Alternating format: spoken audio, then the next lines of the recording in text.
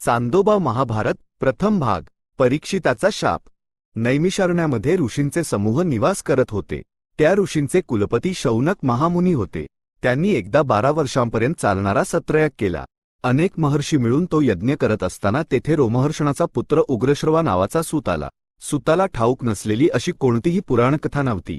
सूताला पाहताच सर्व मुनींनी त्याच्याभोवती गर्दी केली आणि म्हणाले, तू कुठून येत आहेस? तुझे येणे आम्हाला अत्यंत आनंददायी वाटले। तुझ्याकडून आम्ही अनेक पुण्यकथा ऐकू शकतो। सूत त्यांना म्हणाला, महर्षींनो, परीक्षिताचा पुत्र जन्मेजयाने सर्पयज्ञ केला। त्यावेळी वैशंपायनाने जन्मेजयाला भारतकथा सांगितल्या। त्या कथा लिहिणारे वैशंपायनाचे गुरु वेदव्यासच होते। मी त्या सर्व कथा ऐकून अनेक तीर्थांचे दर्शन घेऊन कौरव पांडवांनी युद्ध केलेल्या समंतपंचक नावाच्या पुण्यक्षेत्राला भेट देऊन तेथून येथे आलो आहे। आणखी काय सांगायचे? व्यासांनी रचलेल्या भारतकथा आपल्याला सांगाव्यात अशी शौनकादी महामुनींनी विनंती केली। सूत त्यांना असे म्हणाला, भारताची रचना कशी झाली असे तुम्हाला वाटते? कृष्णद्वैपायन नावाच्या व्यासांनी वेदांचे 4 भाग केल्यानंतर हिमालयावर तपश्चर्या केली। धृतराष्ट्राच्या पिढीतील सर्व लोक मृत पावल्यानंतर त्यांनी भारताचा विचार करू लागला। ते संपूर्ण जगासाठी वाचनीय व्हावे यासाठी काय मार्ग असावा असा ते विचार करत असताना त्यांना भेटण्यासाठी ब्रह्मा आले। व्यासांनी ब्रह्माला प्रणाम केला, त्यांना बसवले आणि म्हणाले, देवा, मी वेदांगांचे सर्व सार सामावून भारत नावाचा इतिहास रचला आहे। लोकांनी तो वाचून आनंद घ्यावा अशा प्रकारे तो लिहून काढणारा कोणी दिसत नाही। पुत्रा, विघ्नेश्वराची प्रार्थना कर आणि त्याच्याकडून तुझा भारत इतिहास लिहून घे, असा सल्ला ब्रह्माने व्यासांना दिला। व्यासांनी ध्यान केल्यावर विघ्नेश्वर आले। व्यासांच्या विनंतीनुसार ते सांगत असताना विघ्नेश्वराने महाभारताचे लेखन केले। त्याचा देवलोकात नारदाने, पितृलोकात देवल नावाच्या असिताने आणि गंधर्वादी लोकांमध्ये शुकाने प्रचार केला। जन्मेजयाने सर्पयज्ञ केला तेव्हा वैशंपायनाने त्याचेच पठण करून ते भूलोकात प्रचारात आणले। शौनकादी मुनींनी या गोष्टी ऐकून आनंद व्यक्त केला आणि विचारले, कौरव पांडवांनी युद्ध केलेल्या समंतपंचक नावाच्या क्षेत्राला ते नाव कसे मिळाले? सूत त्यांना असे म्हणाला, त्रेता आणि द्वापर युगाच्या संधिकाळात जेव्हा राजे उन्मत्त होऊन अधर्म मार्गाने वागू लागले तेव्हा परशुरामाने त्यांना 21 वेळा शोधत मारले आणि त्यांच्या रक्ताने 5 सरोवरे निर्माण केली। त्या सरोवरांमध्ये त्यांनी पितरांना तर्पण दिले। पितरांनी ती 5ही सरोवरे पुण्यतीर्थ व्हावीत असा परशुरामाला वर दिला। त्याच प्रदेशात अत्यंत भीषण भारत युद्ध झाले। त्या कारणामुळे समंतपंचक क्षेत्राला कुरुक्षेत्र असे नाव मिळाले। परीक्षिताचा पुत्र जन्मेजयाने त्या कुरुक्षेत्रात आपले भाऊ श्रुतसेन, उग्रसेन आणि भीमसेन यांच्या सहाय्याने दीर्घकाळ चालणारा सत्रयाग केला। त्यावेळी सरमा नावाच्या देवश्वानीचा पुत्र सारमे यज्ञवेदीत फिरत असताना जन्मेजयाच्या भावांनी त्या श्वानाला मारहाण केली। त्याने जाऊन आपली माता सरमा हिला सांगितले, साधू आणि गरिबांना पीडा दिल्यास त्याचे फळ भोगावेच लागते, असे सरमाने शाप दिला। सरमाचा शाप लागू नये या भीतीने जन्मेजय हस्तिनापूरला परत आला आणि शांतिकर्मे करण्यासाठी एखादा पुरोहित मिळतो का हे पाहू लागला।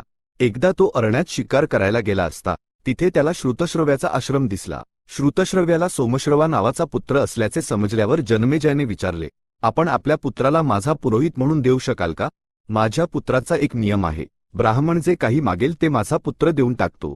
त्याच्या या नियमाला बाधा येणार नाही अशी जर तू काळजी घेत असशील तर तो तुझा पुरोहित म्हणून राहील, असे श्रुतश्रवा म्हणाला। जन्मेजय त्यास सहमत झाला आणि सोमश्रवा याला हस्तिनापूरला घेऊन जाऊन त्याच्या सहाय्याने अनेक यज्ञ केले। असे असतानाच एके दिवशी जन्मेजयाकडे उत्तंग नावाचे महर्षी आले आणि म्हणाले, राजा, कर्तव्य सोडून हात जोडून का बसला आहेस? स्वामी, मी क्षत्रिय धर्मांचे सर्व पालन निष्ठेने करत आहे ना, मी काय केले नाही? असे जन्मेजयने उत्तंकाला विचारले। सर्पयज्ञ कर, त्या दुराचारी तक्षकाला भस्म कर। तुझे पिता परीक्षिताला दंश करून मारणारा तो तक्षकच नाही का? तुझ्या पित्याचे प्राण वाचवण्यासाठी येणाऱ्या कश्यपाला अफाट धनाचा लोभ दाखवून परत पाठवणारा तोच आहे ना, असे उत्तंक म्हणाला। खरे तर उत्तंकाचा देखील तक्षकावर सूड होता। त्याचे कारण हे होते, हा उत्तंक वेद नावाच्या ऋषींकडे शिक्षण घेऊन गृहस्थाश्रमात प्रवेश करणार होता। तेव्हा त्याने आपल्या गुरूंना विचारले की मी गुरुदक्षिणा काय देऊ? माझी पत्नी काय इच्छिते ते विचारून बघ, असे वेद म्हणाले। उत्तंकाने गुरुपत्नीला विचारले की काय हवे? आजपासून 4थ्या दिवशी मी पुण्यक व्रत करणार आहे, तेव्हा मला कुंडले परिधान करायची इच्छा आहे। मला हवी असलेली कुंडले पौष्य नावाच्या राजाच्या पत्नीकडे आहेत, जमले तर ती आणून दे, असे गुरुपत्नी म्हणाली। उत्तंक पौष्य राजाच्या पत्नीकडे गेला आणि सर्व सांगितले। तिने आपली कुंडले द्यायला संमती दिली, पण ती चोरण्यासाठी तक्षक नेहमी टपून असतो असा इशारा दिला। तिने सांगितल्याप्रमाणेच झाले। उत्तंक ती कुंडले घेऊन अरण्यमार्गाने जात असताना एका ठिकाणी सरोवर पाहून कुंडले एका ठिकाणी ठेवून आचमन करण्यासाठी सरोवराजवळ गेला। तोवर उत्तंकाचा दुरून पाठलाग करत आलेल्या तक्षकाने ती कुंडले चोरून पळायला सुरुवात केली। नग्न मानवाच्या रूपात असलेल्या तक्षकाला उत्तंकाने पाठलाग करून पकडले. लगेच तक्षक सर्प बनून एका बिळात शिरला. उत्तंकाने ते बिल एका काठीने खोदून मोठे केले आणि त्या मार्गाने तो पाताळात पोहोचला. तिथे असलेल्या नागांची उत्तंकाने कितीही स्तुती केली तरी काही उपयोग झाला नाही. शेवटी त्याला एका अश्वावर बसलेला एक पुरुष दिसला. तो अश्व अग्नी होता आणि त्यावर बसलेला इंद्र होता. ती गोष्ट उत्तंकाला ठाऊक नव्हती. तरीही त्या पुरुषाने त्याला, तुला काय हवे, असे विचारले तेव्हा उत्तंकाने नागलोक आपल्या अधीन करावे असे सांगितले. लगेच त्या अश्वामधून भयंकर अग्निज्वाळा बाहेर आल्या. संपूर्ण नागलोक भस्म होईल या भीतीने तक्षकाने कुंडले आणून उत्तंकाला दिली. त्याने ती वेळेवर गुरुपत्नीला पोहोचवली. उत्तंकाद्वारे आपल्या पित्याला मारणारा तक्षक असल्याचे समजताच जनमेजयने आपल्या मंत्र्यांना विचारले, असे घडण्याचे कारण काय? त्यांनी परीक्षिताच्या मृत्यूचा वृत्तांत असा सांगितला. भारत युद्धात मृत पावलेल्या अभिमन्यू आणि उत्तरा यांचा पुत्र परीक्षिता याने कृपाचार्यांकडून धनुर्विद्या शिकून पांडवांनंतर राज्यकारभार केला. त्याला शिकारीची खूप आवड होती. एके दिवशी तो शिकारीच्या नादात अरण्यात आपल्याकडून जखमी होऊन पळून जाणाऱ्या प्राण्याचा पाठलाग करत असताना शमीक नावाचे महामुनी तपश्चर्या करत असलेल्या ठिकाणी आला आणि विचारले. बाण लागलेले मृग इकडे धावत आले. ते कोणत्या दिशेला गेले? मौन राहून तपश्चर्या करणाऱ्या शमीकाने उत्तर दिले नाही. परीक्षिताला राग आला. त्याने एका मृत सर्पाला बाणाच्या टोकाने उचलून शमीकाच्या गळ्यात टाकले आणि तो निघून गेला. शमीकाचा पुत्र शृंगी याला एका मित्राद्वारे परीक्षिताने केलेल्या कृत्याबद्दल समजले. अत्यंत रागीट असलेल्या शृंगीने शाप दिला, आजपासून 7व्या दिवशी परीक्षिताचा तक्षकाच्या विषाने मृत्यू होवो. आपल्या पुत्राने परीक्षितासारख्या चांगल्या राजाला इतका घोर शाप दिला आहे हे समजल्यावर शमीकाला खूप दुःख झाले. त्याने गौरमुख नावाच्या आपल्या शिष्याला बोलावून सांगितले, तू परीक्षिताकडे जा, शापाबद्दल सांग आणि तक्षकापासून धोका निर्माण होऊ नये म्हणून सावध राहायला सांग. गौरमुख परीक्षिताकडे गेला आणि गुरूंनी सांगितल्याप्रमाणे सर्व सांगितले. परीक्षिताला आपण केलेल्या कृत्याचा पश्चात्ताप झाला आणि शृंगीने दिलेल्या शापाला घाबरून त्याने शाप टाळण्यासाठी काही उपाय पाहण्यास मंत्र्यांना सांगितले. त्यांनी एक एकस्तंभी माड बांधला. त्यामध्ये बाहेरील वारा देखील जाण्यास मार्ग नव्हता. तो माड विषावर उतारा म्हणून काम करणाऱ्या औषधींनी भरला होता.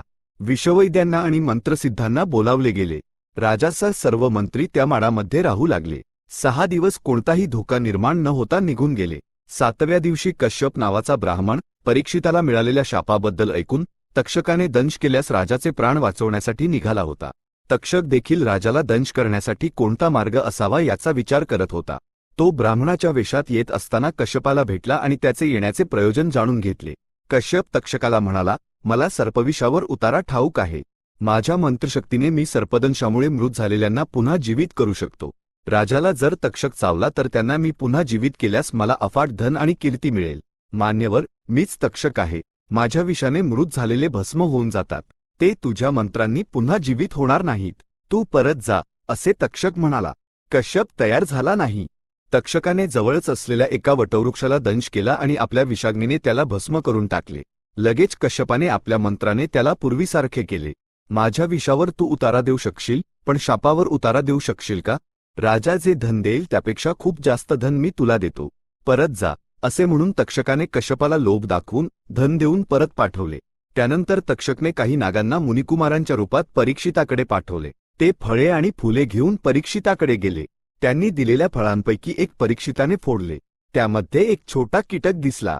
परीक्षिताने आपल्या भोवतालच्या लोकांना सांगितले, संकटाचा काळ संपत आला आहे. सूर्यास्त होत आहे. मला दंश करायचा असेल तर या कीटकाने करावा, पण सर्पभय नाही, असे तो म्हणाला. तेवढ्यात तो कीटक तक्षक बनला आणि त्याने परीक्षिताला दंश केला. सर्वजण सैरावैरा पळाले. तक्षकाच्या दंशामुळे परीक्षिता भस्म झालाच, पण तो एकस्तंभी माड देखील उभा जळून राख झाला. चांदोबा महाभारत प्रथम भाग संपन्न. सद्य स्वस्ती.